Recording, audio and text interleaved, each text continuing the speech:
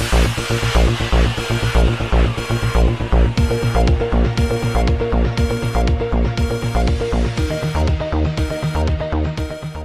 اللہ الرحمن الرحیم۔ السلام علیکم ناظرین۔ شہر میں انٹرسٹی ٹرانسپورٹ کی بحالی کے لیے ٹرانسپورٹرز کے ساتھ ایک اہم میٹنگ کی گئی ہے۔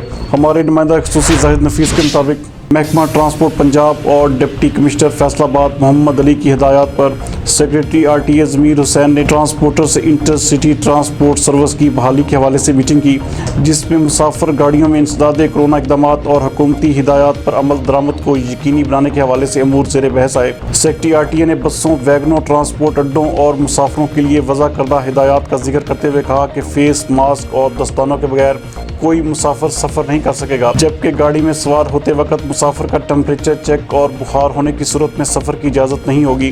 اسی طرح مسافروں کے پاس ٹیشو موجود ہونے چاہیے، جبکہ دوران سفر کم سے کم سامان ہمراہ لائیں۔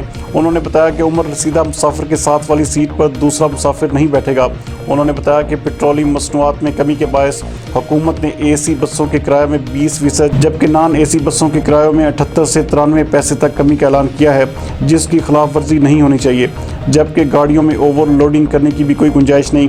اس سلسلے میں شکایت سامنے آنے پر قانون کے مطابق سخت انضباطی کارروائی ہوگی۔ سیکرٹری آر ٹی اے نے ڈرائیورز اور کنڈکٹرز کو بھی انسداد کرونا اقدامات کا مکمل پابند بنانے کی تاکید کی اور واضح کیا کہ بسوں میں ایئر کنڈیشن نہیں چلایا جائے گا، جبکہ ہوا کے لیے بسوں کے دروازے ہی کھولے جائیں۔ انہوں نے کہا کہ ڈبل ڈور والی بسوں سے ایک دروازے سے مسافر اتارنے اور دوسرے سے چڑھانے کا عمل کیا جائے۔ ان کا کہنا تھا کہ ہر پھیرے کے بعد بس میں اسپرے کیا جائے گا، جبکہ بسوں کے اندر سینیٹائزر بھی رکھے جائیں۔